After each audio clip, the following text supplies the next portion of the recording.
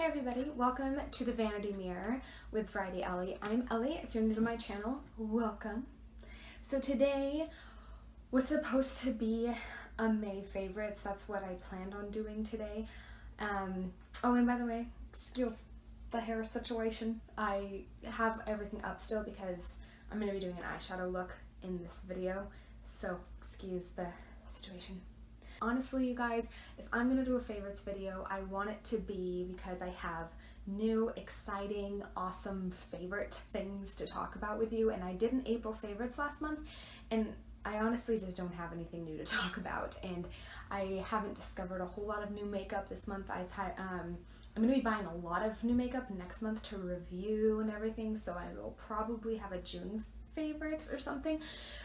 But I honestly just don't have a May favorites. The one thing I will say is that I fell in love with my beauty blender. If you aren't new to my channel and you saw some of my older videos, I did mention that I didn't like the beauty blender that much. Not like it wasn't good, but that I had a brush that did basically the same thing it can do, and then it took forever to blend out my concealer.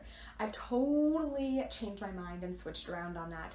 I love the way it blends out my concealer. It's the only thing I've been using to blend out my concealer. I don't use it for foundation as much. I do like it for that, but for blending out my concealer, I don't even use anything else anymore. Like literally I've been using this every day for the last month.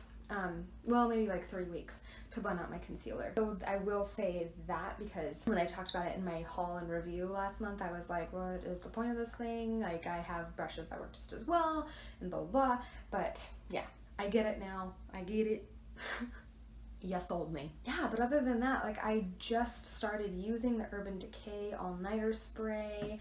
I do really love the Maybelline Fit Me concealer. I might have mentioned this in last month's favorites video, I don't know, but I have been using this every day. Nothing much has changed, so I'm sorry about that, but don't worry, I just don't want to make crap up and make my videos boring, so just wait till next month for that, and hopefully I'll have some new stuff to talk about. So instead, in replacement, now that I've talked for 30 minutes about stuff that has nothing to do with the video I'm doing, I'm going to be doing a video, as you can see by the title, on a Forever 21 eyeshadow palette. My best friend went to Forever 21 a couple weeks ago and she showed me a palette that she bought there. It wasn't the one I'm reviewing today, and she said, you know, I can't find very many people talking about this on YouTube, so I was like, I'll do it. Right over here. Me. I'll do it. I got you, girl. Then lo and behold, they were out of that palette that she got. So I haven't been able to order that online yet, but I did buy a Forever 21 palette last weekend. I talked about it briefly in my clothing haul last week. So that is what I'm going to be reviewing today, and it is this palette right here. It literally just says eyeshadow palette on the back. That's all it says. But I would say it's just a very colorful. Here is what it looks like. I think online they called it their color palette or their color shimmer palette or something like that. It does have a few mattes. This is kind of like a demi matte, like it has kind of a sheen to it, but it's basically matte. Here's a matte right here, and this white over here is a matte as well. So I am going to be doing a review of this thing, a full review and swatches of this palette for you in today's video. And then at the very end, I'm going to do an eyeshadow look using this palette for you guys, which is why I look like this right now. My whole makeup is done except for that. So if you're interested in knowing if Forever 21 palettes are worth it, keep watching. Okay, so to start, let's just go through row by row. Here's the first row here. And here are the swatches from top to bottom, starting here, going that way. As you can see, they're not very pigmented, but these are the lightest shades in the palette. The one that's right here, like honestly, you can't even see that. As you can see by the swatches, they're very subtle. I think this matte up here, which you could barely see in the swatches, would be a really good transition color, like your very first color, because it is visible, it's just hard to see in the swatches, and it's a great first color, all over the place color or something, just to set your base before you start your eyeshadow. But they're all very subtle. They could be good lid colors for a cut crease, and The one thing I will say is they can get a little chalky, just like all of them can. So that might be a little hard to blend. You might get some fallout with them. And they are kind of similar too. So this row all comes out quite similar. However, there is one matte shade, so that in this row, so that is perfect, like I said, for transition colors. So moving on to the second row. And here's the second row, also from top to bottom. As you can see, the shimmer shades they're getting more pigmentation, and the shimmer shades are standing out more. The matte shades are looking a little patchy, so we'll see how we can work with that. So there are two mattes in this row, as you saw from the swatches. There's this one and this one. The one thing I'm a little concerned about them is they do look really patchy, and I'm wondering if that's how they are going to work on the eyes as well. Since they are matte, they're great for crease colors, but you know, depends on how easy they are to work with, whether you like them or not. So we'll see how they look on my eyes. The shimmer shades are really pretty in the swatches. Again, they're kind of hard to tell apart. And to be honest, like these two right here are very, very similar. So again, we're getting similar colored shades, but the shimmers are so pretty. I actually think they have really good pigmentation, and they come out really pretty in the swatches. So moving on to this third row, this like pink and peach row. Here is the third row, the more pinky row. Again, top to bottom, top starting right here. As you can see, that pink is really pigmented there on the far left. It's kind of a demi-matte pink, and the only problem I have is that a couple of these look very similar, and they're a little chalky. So we don't really have a matte in this row. They're all pretty much shimmers. If anything, this one is a little matte, like kind of a demi-matte with a slight sheen to it, but they are really pretty. These two are really hard to tell apart in the swatches, but they are actually quite different. This one is a very, very light dusty pink, and this one is a peach color, but it comes off almost like a really pretty pinky gold, and I love that. And this one really does come off like a very light colored dusty pink, and I think they're actually very pretty colors. This color down here was very pigmented, and what I really liked about it is it didn't seem as chalky as some of the other colors have come off. It's pigmented and it doesn't seem chalky. It's not really an everyday color, but it's really pretty and could be really fun for some fun, bright spring looks. In this next row here, we have a bunch of blues. And here is the fourth row from a periwinkle powder blue color right here, going all the way to a really pretty green turquoise. Can you see the difference between these two over here? Again, there aren't really any mattes. The powder periwinkle blue here at the top, I'm losing my sun. Come back. So that is, again, kind of that demi-matte with a slight sheen to it. These two are super hard to tell apart. Even when I look at it in person on the swatches, they come across, these two right here, come across as almost the exact same color. But when you're looking at it in person, this one on the bottom is almost like a blue emerald color, whereas this one is really just like a true sky blue. I used them on an eye look that I wore in a couple videos last week. When I used them, it looked like I just had one color on my lid, even in person, not just on the video, but even in person. So they even just come across very similar, and that could be because this one doesn't have enough pigmentation. They're very gorgeous. They remind me of Jasmine from Aladdin, the Disney movie. I think that this is exactly what those colors make me think of. I think they're gorgeous colors, and they're really pretty for a splash of color, but they do come across very similar, and that would be my issue with them. So now moving on to this third row here. And here is the final row. We have a shimmery white, a matte white, and then going all the way down. I like that the third row has two different whites. One is a shimmery white and one is a matte white, like you saw in the swatches. I really like that because if you're going for the brow bone, some people like a shimmery brow bone, some people don't. It's not a glittery, it's shimmery. You know, I feel like there's a difference. There's like sheen, shimmer, and glitter, and this is like a shimmer. So it's not just a sheen, but it's not like a bunch of glitter all over your face. It's just a shimmer. So some people like that on their brow bone, and some people like a matte white on their brow bone or a matte color on their brow bone. It is white, so it wouldn't work as a brow bone highlight for everybody. I do have a medium skin tone, so it might come across a little bright for me. And the shimmery white could work as a good inner corner highlight.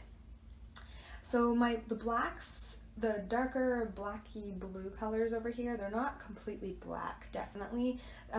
They come across almost a gray blue, and my issue with them, they're not super pigmented. They come across very gray. I think all three of them come across very gray. This middle one here is definitely a blacker color than the other two, but it has like purple and blue shimmers throughout. There's nothing wrong with that, but you're not going to really be able to use it for a black that you need in your look. Like if you're going for a smoky eye, it's not going to be the black you reach for because it has shimmers in it.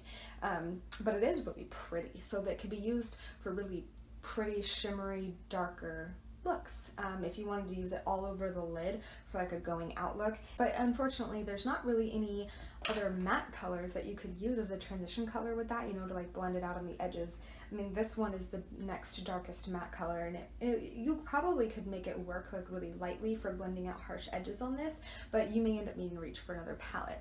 With all of that being said, some of the things I like about it, some things I don't like about it. What I like about it is there is a huge range of colors in here. You have blues, you have peach, you have pink, you have white, and and some darker colors too. There can be a lot of versatile looks with this palette, and the shimmers are actually very gorgeous, very well pigmented, and there's a couple in here that are very, very beautifully pigmented.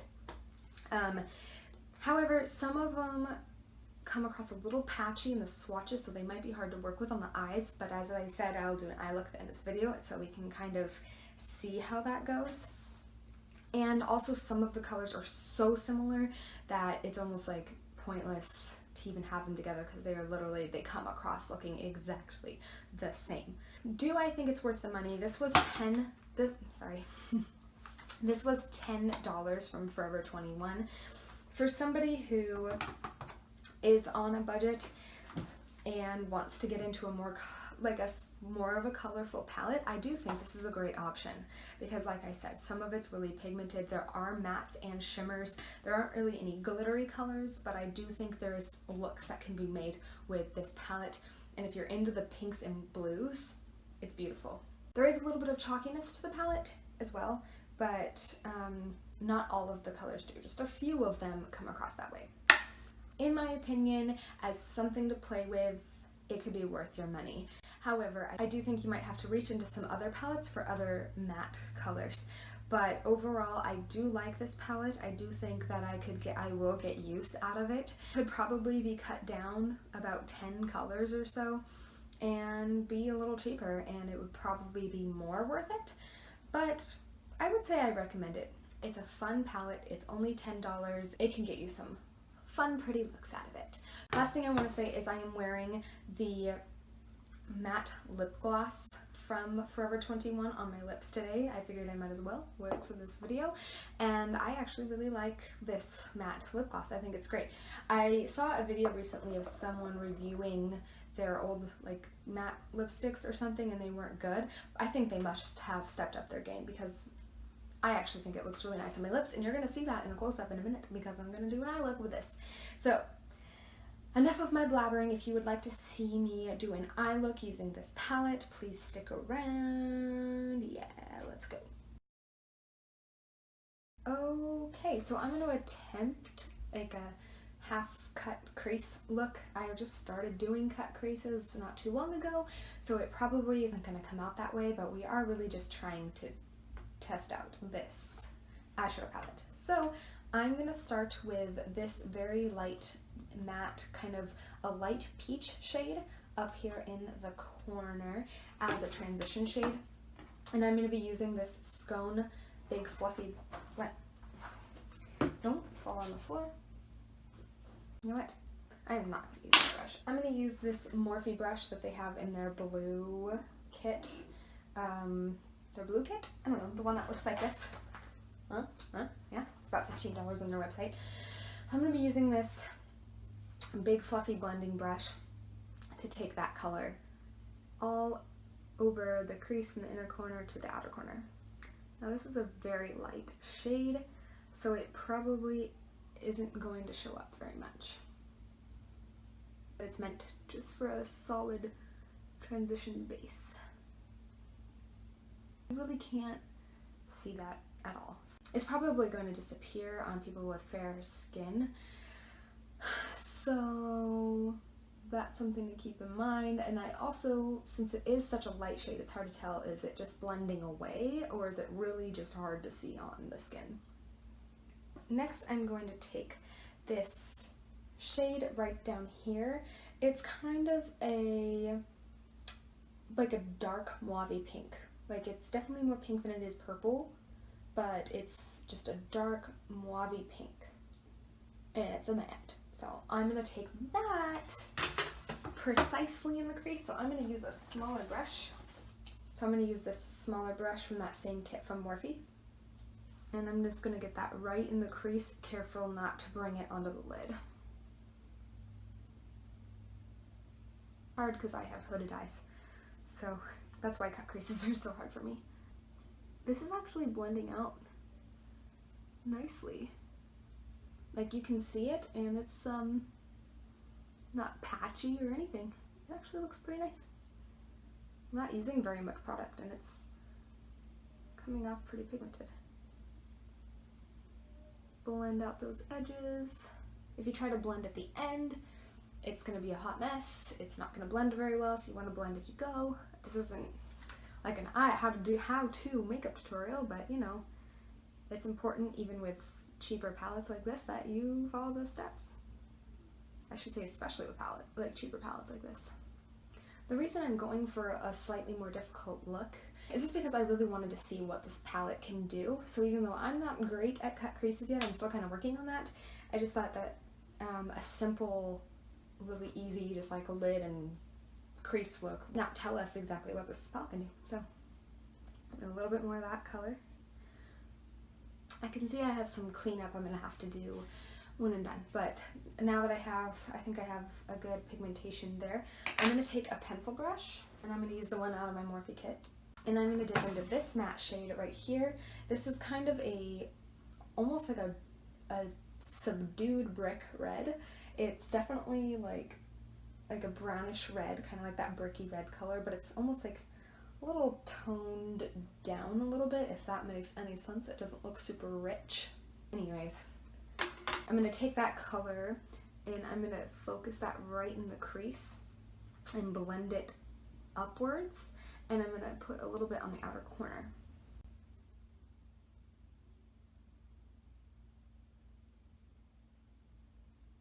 I'm not really seeing any color payoff from this one.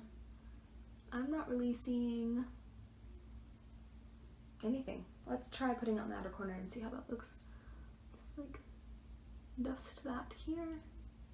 Yeah, you guys, I'm not seeing any color payout. So it's not just a subdued brick red, it's a magical disappearing brick red apparently, but I'm going to continue to try to build up that color. Kind of hard to achieve a cut crease when the crease color is not working. I'm just going to go back with that smaller, more precise brush and kind of blend, only blending up on that corner. I have a feeling I'm going to need to get my shader brush wet, so I'm going to do that. I'm going to spray it with my Mary Kay setting spray. And this is a wet and dry shader brush from NARS. And I'm going to take this color up here that's kind of like a peachy gold color and put that all over my lid. Ooh, that's really pretty actually. I actually really like that. That's really pretty. I think I'm going to just try to deepen out the edges by using this in that brick red color, this one here. And see if I can like deepen the color a little bit, but precisely, because I don't want to ruin the cut crease look.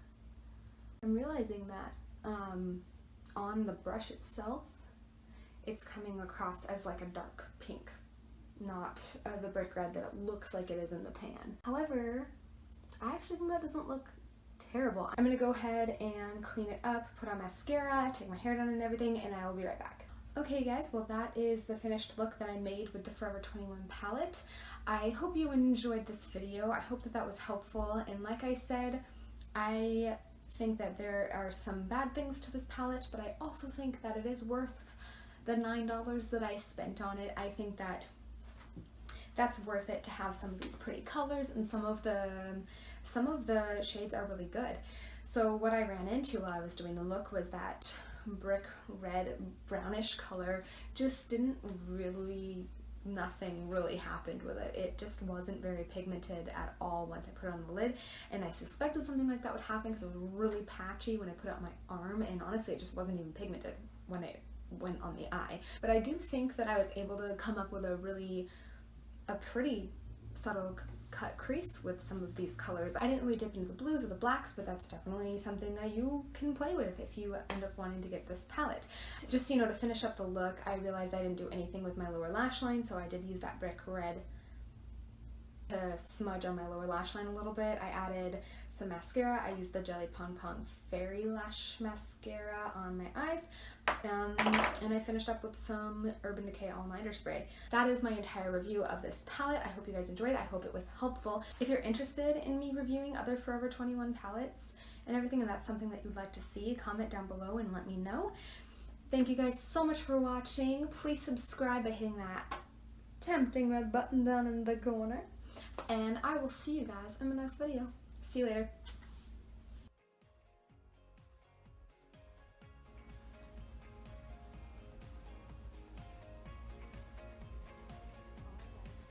Oh, periwinkle, so with all of that